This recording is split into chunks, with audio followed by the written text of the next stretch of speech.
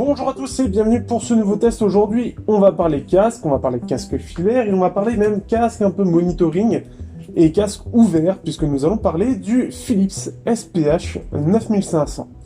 C'est un casque ouvert qui se trouve alors sur Amazon en France aux alentours des 160 €, mais on peut le trouver ailleurs et notamment personnellement, je l'ai pris sur AliExpress pour 55 € seulement, ce qui n'est clairement pas grand-chose. En plus de ça, on a le choix du packaging ou non, donc on peut gagner quelques euros supplémentaires si vous en foutez. Moi, je l'ai pris juste pour avoir la boîte histoire d'eux, et surtout, ce qui est intéressant, c'est qu'en fait, en gros, on a la boîte qui serait vendue en France. On a le côté FI stéréo, full spectrum, on a la partie, donc c'est en anglais, ou en français, donc c'est clairement en fait celui qu'on pourrait avoir sur Amazon. Donc pour 55 €, on a droit quand même à quelque chose qui est clairement très sympathique pour le prix.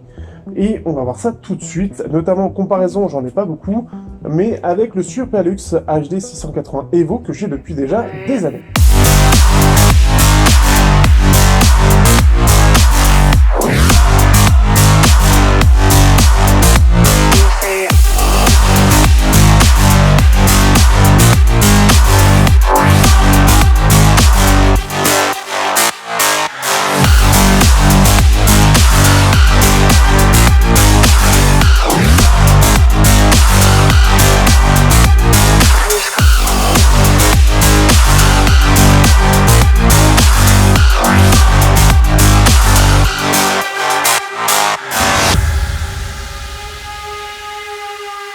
Au niveau du design de ce casque, donc on se retrouve avec quelque chose qui est assez simple et léger. Donc tout d'abord, on a donc les deux pavillons, les deux écouteurs, donc avec une grille L et R, qui semble, alors on dirait que ça doit être central, mais pas du tout, ça fait partie du design.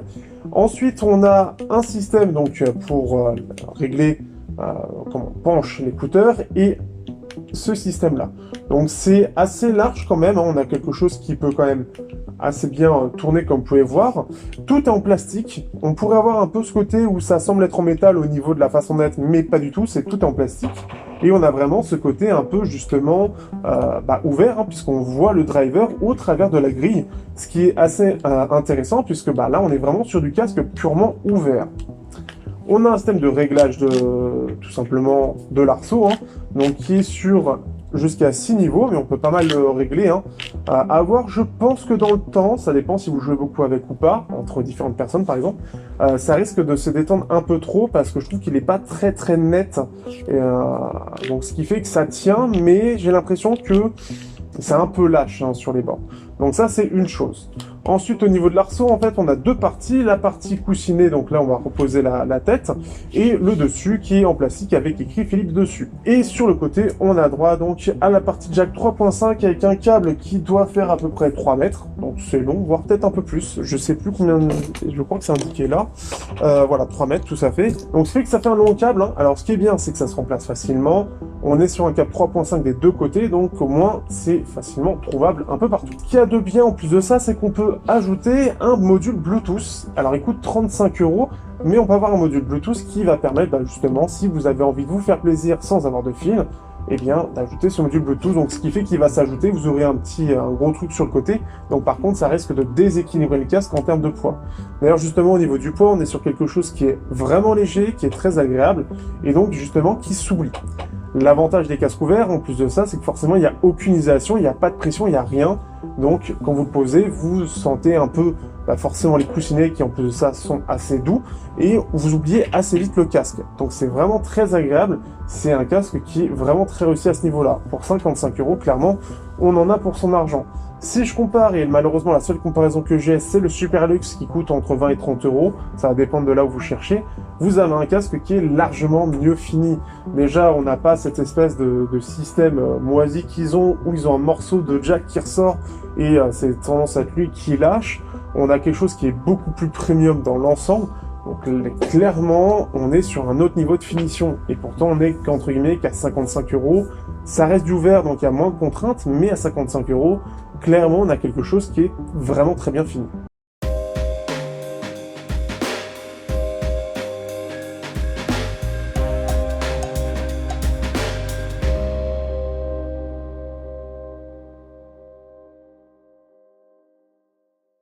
Pour la qualité sonore, donc là on est sur un 2 drivers de 40 mm, donc un de chaque côté. On est sur un côté ouvert, là où j'avais l'habitude avec le Superlux d'être sur du semi-ouvert, ce qui est une légère différence. Là on est vraiment sur du ouvert, donc aucune isolation.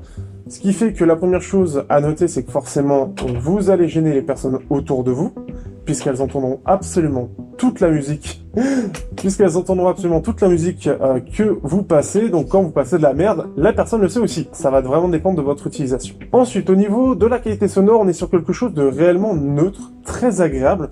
On a des basses qui sont plutôt profondes, mais en comparaison avec ce que propose le Superlux, c'est un peu moins profond.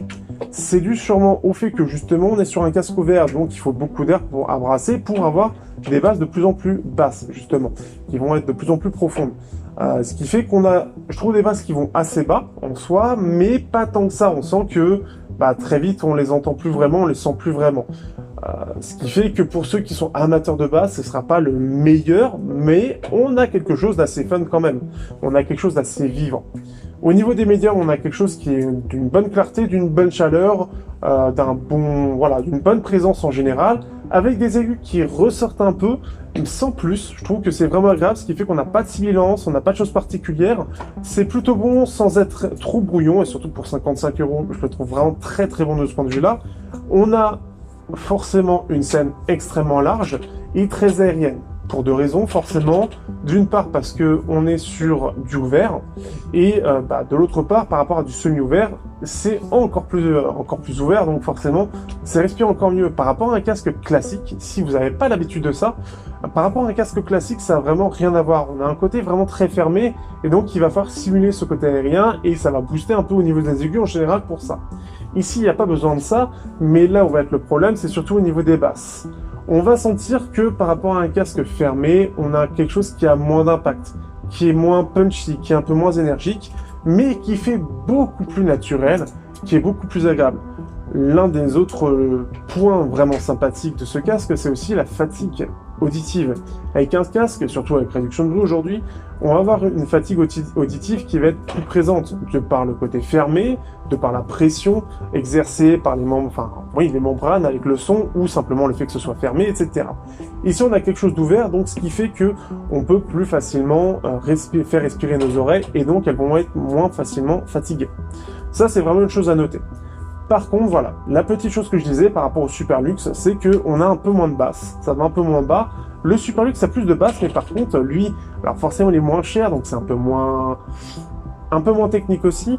On a des voix qui sont moins jolies, qui sont un peu plus criards, pas beaucoup plus, mais un peu plus criards. On a une scène qui est plus resserrée, on a quelque chose qui est plus brouillon dans l'ensemble, ce qui fait que c'est moins bon. Ça reste bien, et surtout si vous voulez découvrir ce que c'est qu'un casque ouvert ou semi-ouvert, je vous le conseille réellement. Ça reste encore un bon choix, mais je trouve qu'à 55 €, ce casque Philips est vraiment très très agréable.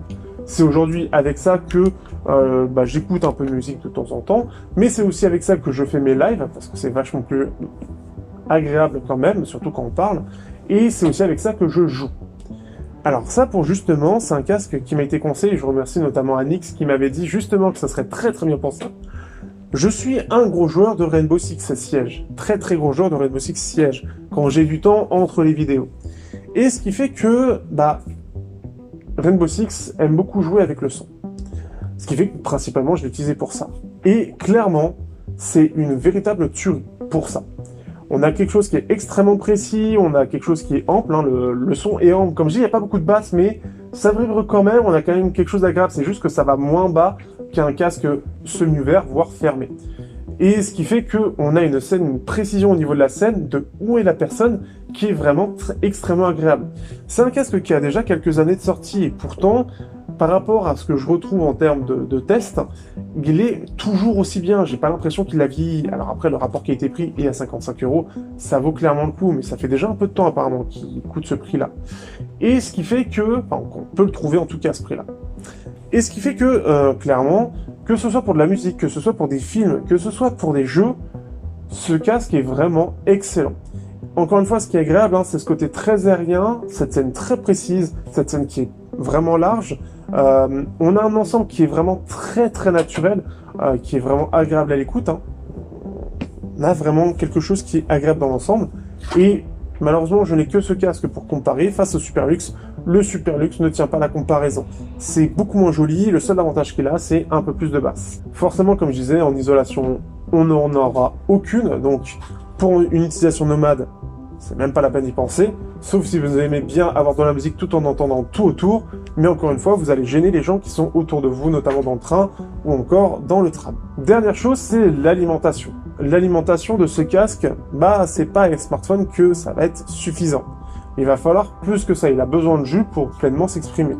Un Shuanling UP4 par exemple, qui est l'amplificateur Bluetooth que j'utilise assez régulièrement, notamment pour le PC, eh bien, il faut le mettre quand même assez fort pour que justement, il puisse alimenter le casque correctement.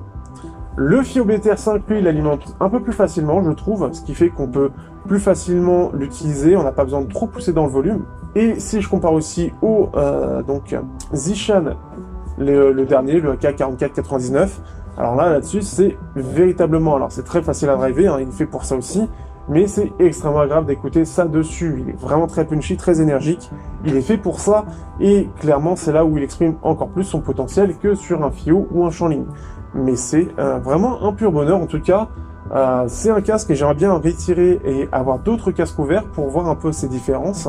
Parce que, voilà, à ce prix-là, et on va en parler dans la conclusion, je m'attendais quand même pas à ça.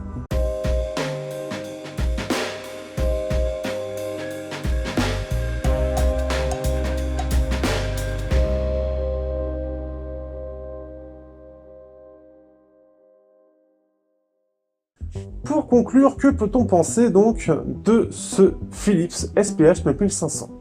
C'est un très bon casque, très clairement, je l'apprécie énormément. Surtout au prix auquel je l'ai trouvé. Le prix qu'il y avait en France, c'est aux alentours de 160 € sur les différents trucs, et notamment Amazon. C'est là-dessus que je l'ai retrouvé, mais forcément, moi je peux pas forcément et facilement mettre 160 € dans quelque chose. Pas pour l'instant, j'espère que ça changera par la suite. Ça, c'est une autre histoire. Ce qui est intéressant là, c'est en parcourant et en écumant AliExpress à la recherche de casques ou de choses à tester un petit peu moins communs ou un peu différents qui me feraient ça, je suis tombé justement sur le store, donc vous aurez le lien dans la description, sur le store qui permet de vendre, en fait, qui est autorisé à vendre des produits, entre autres, de chez Philips. Et on se retrouve avec le 9500, le 9600, on a les Fidelio X2, etc. Donc on avait pas mal de choix. Ce qui est vraiment sympathique, c'est que déjà quand il est sorti, ce Philips était vu comme un Fidelio X2 en moins cher. Et il remplissait parfaitement son rôle, il le remplit toujours. Je trouve que de par sa signature qui est vraiment neutre, avec des aigus un petit peu plus présents, peut-être pour la faiblesse du driver, pour l'époque en tout cas, je trouve que sa signature est vraiment très très bonne, et pour 55 €, je sais pas à quel point on peut faire mieux par rapport à d'autres, mais je trouve que ce qui est proposé est solide. On a un casque qui est agréable, qui est confortable, avec des drivers que je trouve de qualité, et un son qui permet de l'utiliser en toutes circonstances. Alors peut-être limite sur du métal, ça a besoin de peut-être quelque chose d'un petit peu plus fun, un peu plus dynamique, mais et encore, quand on s'habitue à la signature, ça reste quand même très bon. Ça manque peut-être un petit peu de vivant dans tout ça. Mais il est extrêmement polyvalent, il fonctionne pour tout. Et en plus de ça, il n'y a pas besoin d'apprécier les signatures neutres pour en profiter. C'est assez bon, assez naturel et assez vivant pour en profiter pleinement pour la plupart des gens. Et c'est ça qui est aussi agréable. Encore une fois, après, il faut l'alimentation derrière pour en profiter. Et ça, c'est un peu le défaut. C'est assez logique pour un casque ouvert aussi. Alors, le Superlux drive assez bien, mais ici, on est sur quelque chose qui semble un peu plus exigeant, justement. Mais pour ce qu'il y a derrière, clairement, on en profite vraiment pleinement et c'est vraiment très très agréable. Ce qui fait que je regrette pas du tout mon achat, forcément, parce que là, pour le coup, ça a été un achat. Je regrette pas du tout mon achat de ce Philips qui ne paye pas de mine comme ça, et puis c'est mon premier casque complètement ouvert, mais qui donne envie de découvrir à d'autres choses et surtout qui permet de profiter de sa musique d'une autre façon, d'une façon moins fermée que des intras ou des casques, enfin des casques fermés en tout cas, et d'avoir quelque chose qui est plus diffus, plus agréable, moins punchy, moins agressif, et c'est vraiment quelque chose d'agréable. Mais surtout, pour ceux qui aiment jouer et qui ont besoin d'un son de qualité, alors là, vous allez vous faire plaisir. La séparation des instruments, la qualité du rendu, la perception des sons, etc. est vraiment très très bonne, ce qui fait que aujourd'hui je n'utilise plus que ça. Le Superlux est clairement mis au placard parce qu'il est beaucoup moins agréable. On a un son qui est moins naturel, qui est plus criard, un peu plus basseux, mais qui dans l'ensemble on sent plus limité techniquement. On sent qu'il est moins à l'aise sur tout ça. Donc ce qui fait que voilà, c'est un casque que je recommande. Si vous voulez découvrir chez vous un son qui est ouvert et qui est aérien et que vous n'avez pas peur de faire chier votre monde, ou que vous n'avez personne à faire chier, eh bien je vous le conseille très fortement. Sur ce, je vous dis à bientôt pour un prochain test sur Technoid. N'hésitez pas à liker, partager, commenter comme d'habitude. Et bien évidemment, si vous voulez me soutenir, vous avez tout dans la description. Si vous voulez aussi, vous avez le Discord. Et je prépare aussi un petit live pour le 11-11, bien évidemment, à l'Express, qui va se lancer. Donc on va essayer de trouver un peu toutes les promos. Il y aura sûrement Amazon, etc. On va voir tout ça.